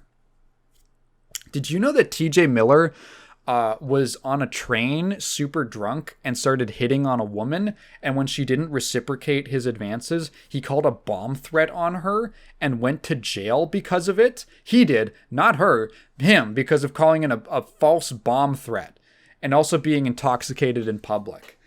Man, that is so funny, right? That is so funny that, like, he had like some real momentum in his career, especially after these movies. He was on Silicon Valley and all that. And then the pandemic hit, and it was like this perfect opportunity for people to just like stop calling him. Because, stuff slowed down, projects got put on hold. And then people who are like, well, maybe we can, TJ Miller's got a big name. Maybe we could, like, I don't like working with him, but maybe I can like call him up. And then they gave him the opportunity to say, let's maybe find someone else. And he has just disappeared off the face of the earth because he was just such a fucking asshole to work with. Anyway, It's kind of funny because he's Wade Wilson's like one friend at the beginning of this. Anyway, I would say his story is about him forming new attachments to people, kind of opening up, getting a little bit warmer. And then when those things are in jeopardy, the lengths that he goes to try to rectify the threats to those connections to people are kind of like how his character develops. He's like, oh, okay, I'm too ugly to face my girlfriend. I'm insecure about how I look. I'm going to go find the guy who did this to me because he said he can make it better. Right? Which is maybe not something that he would have cared about before he had a girlfriend. Right? It's not like the most insane character development ever, but it is like a character arc. Right? It's a character arc. He's kind of learning to get over some insecurities that he has. He refuses to be a superhero, but he will still do things that are a little bit heroic, right? Maybe incidentally if they fall in line with his motivations. I think the second movie is more so about that. But the first one is kind of just like... well, first of all, I would say it's primarily like... It's an action comedy. And the jokes and the action are a little bit more at the forefront. And the struggles of the character are definitely there, but they're not trying to be like, this is the most incredible character journey that anyone's ever been on. He is not a terribly complicated character, but he's fairly charismatic, even if I don't think he's like funny all the time. I think the comedy in that movie, I think in all these movies, actually, it depends on the comedy. Some jokes really got me. There's some really clever ones. There's a whole like montage of him and his girlfriend having sex over like the course of a year, and they're like having sex themed to different holidays and stuff. And during every single, she goes like, ouch, and he like pokes his head up from under the covers, and he's got vampire teeth. And he says, like, Happy Halloween, you know. They have, like, they're having, like, I hate food and sex stuff. It makes me so uncomfortable. If I'm eating food, I want to eat food or I want to be having sex. I don't want to be crossing those. I don't like that. I don't like it. They're, like, stuffing mashed potatoes into each other's mouths while they're having sex. And they're like, Happy Thanksgiving. And then there's, like, a cut of them. There's a shot of them just, like, kind of sitting in, like, their living room reading and, like, drinking soup or something. And he goes, Happy Lent. And that one got me. Happy Lent. That was a funny one. I think my favorite comedy in these movies is actually like the slapstick. I never heard anyone really talk about it, but I think a lot of the physical humor of Deadpool's power is some of the strongest comedic stuff in these movies for me. They really take advantage, I think especially as the films go on, they really take advantage of the fact that Deadpool can't die and you can fuck him up in whatever way you want. And it'll be like kind of painful for him, but he just kind of heals it back immediately. And so you can do kind of crazy, wacky shit. I think it's maybe at its best in Wolverine, Deadpool and Wolverine, the most recent one, because Wolverine also has that. And so they are like Looney Tunes. Like they are just fucking each other up. They're like an R-rated Looney Tunes, like Mortal Kombat Looney Tunes, where they're just fucking each other up, stabbing each other, shooting each other through the head, and just like everything's getting splattered in blood. And it's so extreme. I found myself just laughing because it was so wacky. And I think there was a real effort paid towards like the actual comedic timing and framing of those things, of those like almost visual gags. Like it's actual genuine slapstick. It's just R-rated slapstick, which is very rare to see because there's not too many ways to do it with a character. If you want to go like not at least not too as extreme as Deadpool goes, and they really do take advantage of that, and that might be one of my more favorite parts of these movies is the slapstick element. I find myself appreciating that more and more. The Deadpool and Wolverine has a great scene where the two of them just have a bloody, violent, gory fight inside of a Honda Odyssey. And it's like the craziest thing ever. And they're just ripping apart this car while they're inside of it and just absolutely trashing it. And it's really funny. Like how extreme it gets. I liked the first movie. I like the fact that I think it starts out as like, I kind of like the jumping back and forth aspect of you kind of start in media res and then you jump back to a little bit of his backstory, how he was before the experiment, him getting the cancer. You jump back again to like the current day and then back again to kind of finish the origin by the midpoint of the film.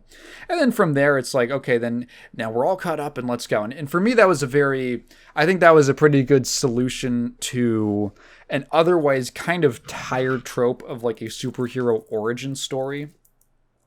I remember people were tired of that years ago. And I think a structure like that sort of alleviates some of those problems that when you like, okay, let's give you a little action and let's kind of intersperse that backstory with the main action of the plot so that the backstory feels less like chores that we have to get through.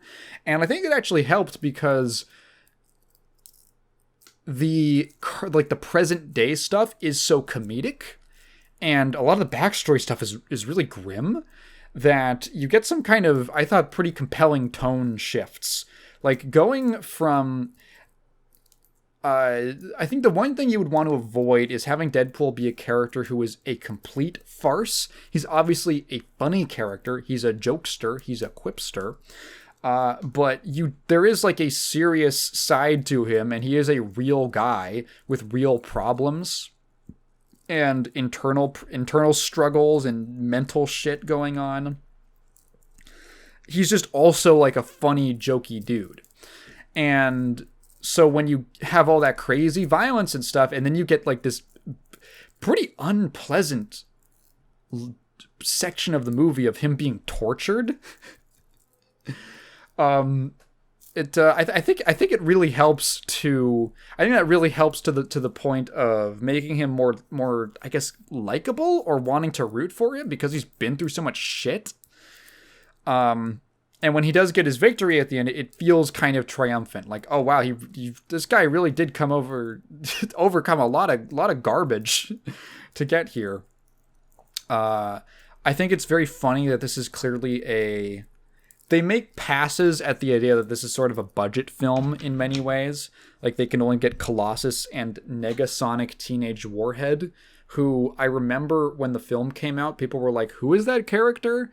And you look her up and she's been in like 2 comics ever, which might itself just be the meta joke of the character, that she is like this so obscure that she was probably like pennies to get for licensing. And then Colossus is also, unfortunately, a C-list hero, even though I think Colossus is cool. He serves as a good foil to Wade. Tinfoil, more like. Ahaha. Up-a-dum-ba. The whole of them, like, we can't afford any bigger name X-Men is pretty good. I don't know. I think it was that was a solid movie. I see why people were so into it when it came out, and I think, honestly, it does still hold up today. The style of humor might not be for everyone. It wasn't entirely for me, but I think there's genuinely something pretty worthwhile in that first film. And I might like the second one a little bit more, just because it kind of, like, doesn't have to deal with the origin story stuff. And I kind of like the direction it takes Deadpool's character a little bit more, where he has an actual real, or in my opinion, a more noticeable story arc or character arc over the course of it, of him kind of like, again, the first movie was kind of like him learning to sort of defend the connections that he'd made. The second movie is puts him in an interesting spot where now he has to actually reach out to someone. He has to reach out to this troubled kid to try and save him. I think there's a sense that he sort of sees himself in the kid as someone with kind of a troubled childhood. They never go into specific details about Wade's childhood or his upbringing. They kind of make sort of jokes about how bad it was, but you don't know how much of it is just him exaggerating because he kind of plays this game with his girlfriend where they try to one up each other about how bad their lives are as a little joke. So you're not sure how bad it is, but you have to imagine that anyone who ended up in his line of work might have had some like shit happen to them. And there's like a really nice moment when he's talking to that kid in that like when they first get called to respond to this situation, and he has a moment where he's not taking it super seriously, and then there's like a second where he realizes that the reason the kid is responding like that is because he's like, is there something else going on?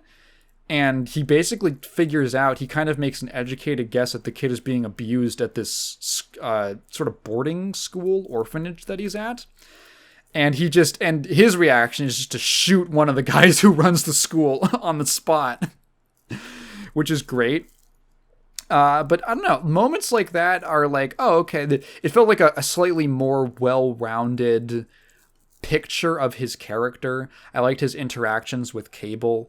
I think Deadpool works well with a foil like that. Colossus kind of serves to be that, but Colossus is almost is such a paragon type of character. Cable is a little more grittier, a little more like he doesn't want to deal with shit. And matching him up against Deadpool, I think, is a good dynamic where they can kind of Colossus is always going to like dispense platitudes. But Cable will basically tell him to his face what he doesn't like about him. And he's kind of a little more on Deadpool's level of being a little bit more... He's not like a superhero, right? He doesn't identify himself in the same way that Colossus does. So I like that kind of dynamic that they have against each other and the sort of weird mutual respect that they kind of gain for the other one. I think I do like the second one a little bit more because of that stuff. I'm a fan of character-driven stuff, and I like analyzing characters and trying to kind of understand them. So I think that part of the movie appeals a little bit more to me. They get Juggernaut. Juggernaut shows up. He rips Deadpool in half, which is really funny. Oh, there's a great sequence. There's a whole great sequence with X-Force and Domino. I'm sad she didn't come back in the third movie.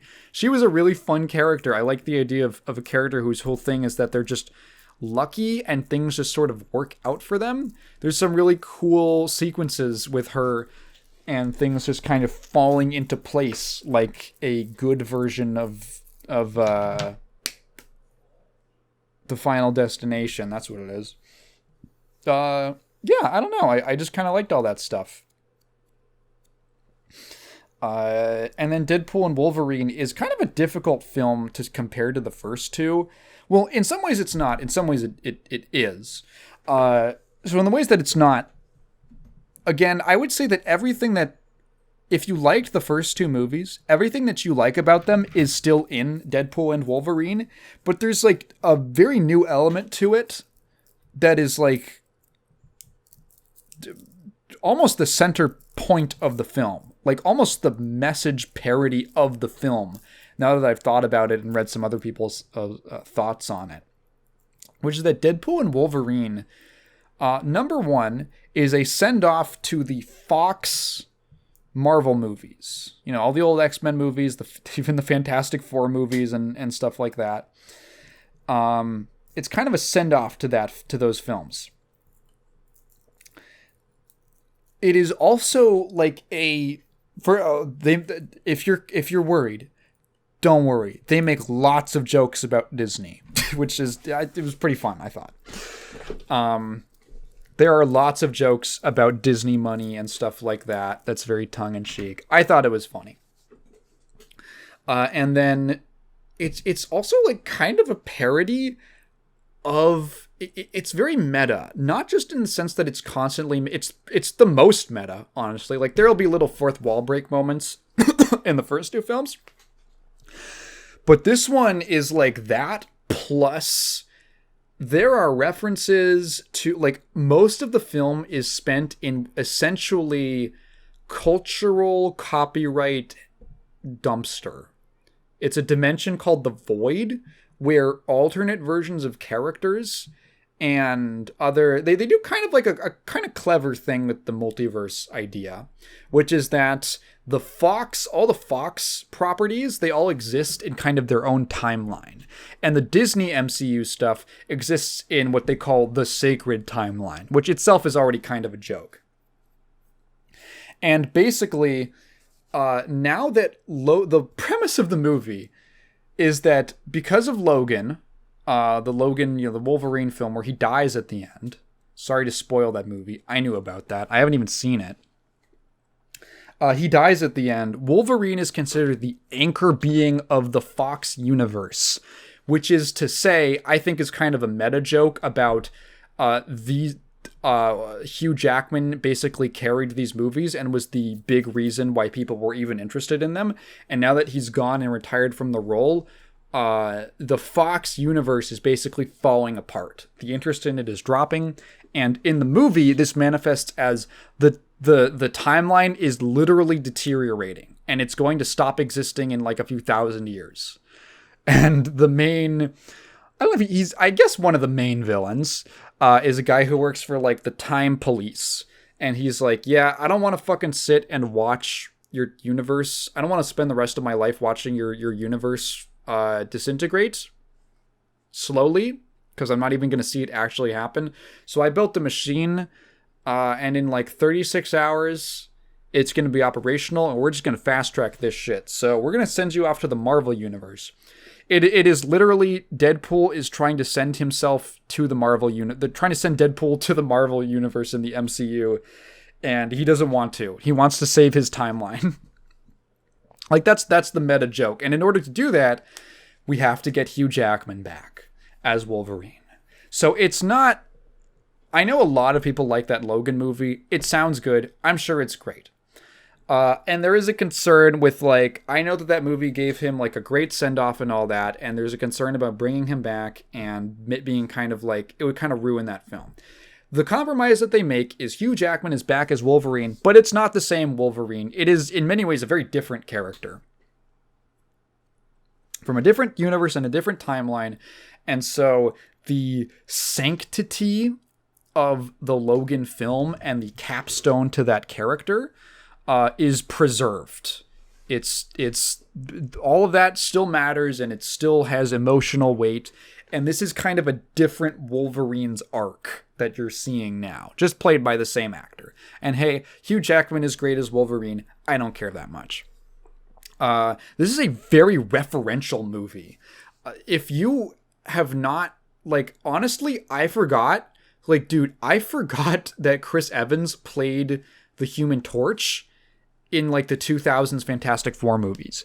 He shows up in this. I forgot that was him. I was like, what? What is this?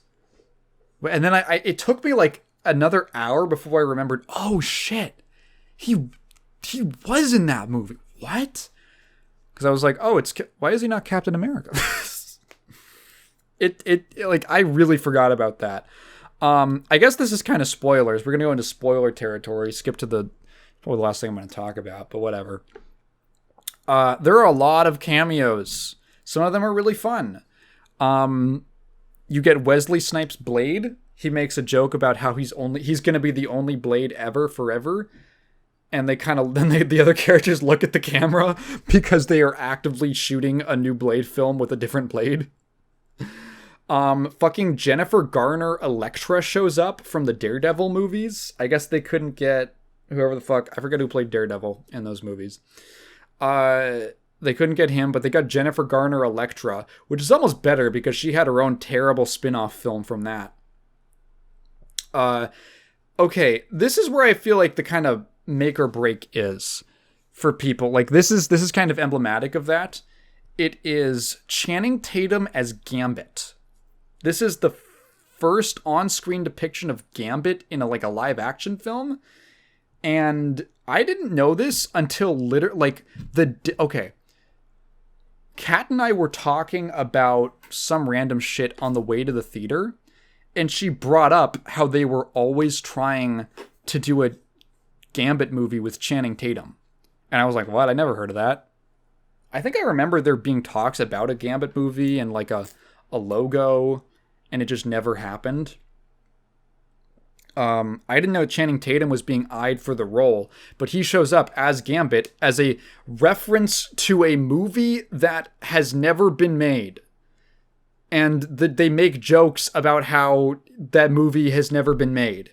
And like, if we had not had that conversation randomly a few hours before going to the theater, or, you know, before the movie started, I would have had no context for that. It would have been completely lost on me. So the fact that the movie is so referential is in some ways a strength and in some ways a weakness. It's a double-edged sword.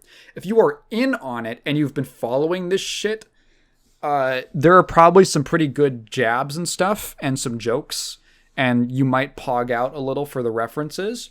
But if you aren't, you might be lost for a good chunk of the film. That's like maybe the biggest weakness I saw in it. It wasn't a huge problem for me because I do at least follow some of this stuff enough to know kind of what they're referencing, but it's not all of it like completely landed for me in terms of like, what is that? Okay. And some of the characters I was like, were you in a movie or not? I have no clue.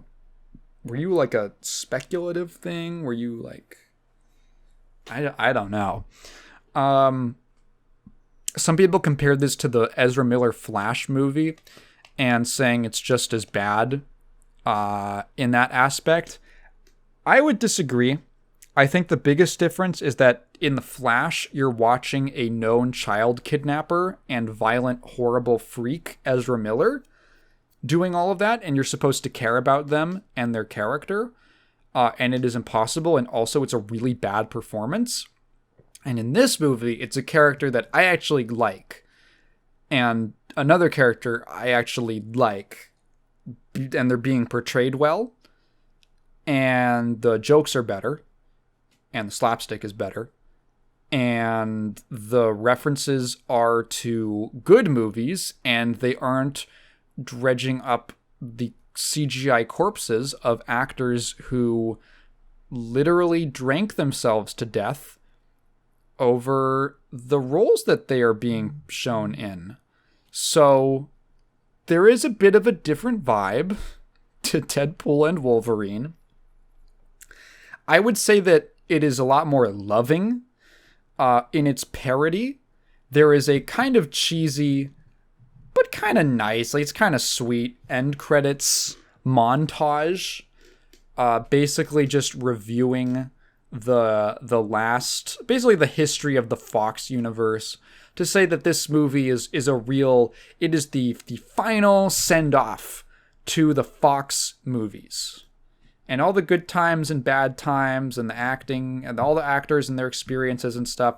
There's a lot of behind the scenes footage and interviews, and it's kind of sweet. It's sweet seeing a much younger Hugh Jackman in an interview talking about how he was really nervous and he didn't know if he was going to be able to pull off the Wolverine character, and now he's just the de facto beloved face of that character, so much so that he literally ended the character's storyline and died, and then was like, I'll come back because I like doing it and people love it so much. I'll come back for another one.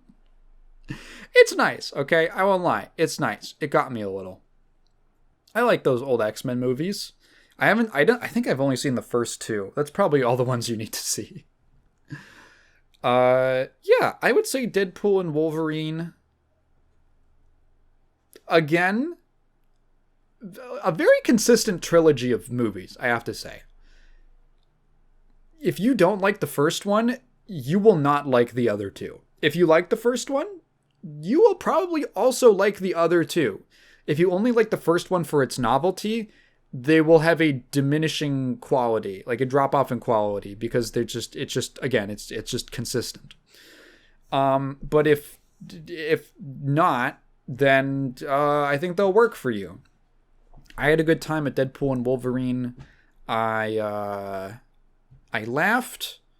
There was a lot of Madonna music. The whole film is kind of built around the song Like a Prayer by Madonna, which is interesting. apparently it was really difficult for them to get the rights to that, and they had to like really Ryan Reynolds had to personally really pitch it to Madonna, and she ended up being really into it by the end. The other thing is about the Deadpool movies is that Ryan Reynolds really wants to make them, and I think you can kind of feel that there is a certain amount of love and love for the character in his portrayal of Deadpool and his writing, because I think he's a writer on all three of them. I remember he wanted to make the first one so badly that I don't think this was ever confirmed, but okay, so you know that opening action scene on the highway and all that, right? That was initially the test scene that they made. He basically got some funds together to make a test scene to pitch to the studio, and I don't think that they were super receptive to it at first, but then he leaked it online, and it popped off, and people were like really excited for the idea of that movie being made. And then that ended up resulting in Deadpool being greenlit, and then that whole thing was eventually reshot and worked into like, the first movie.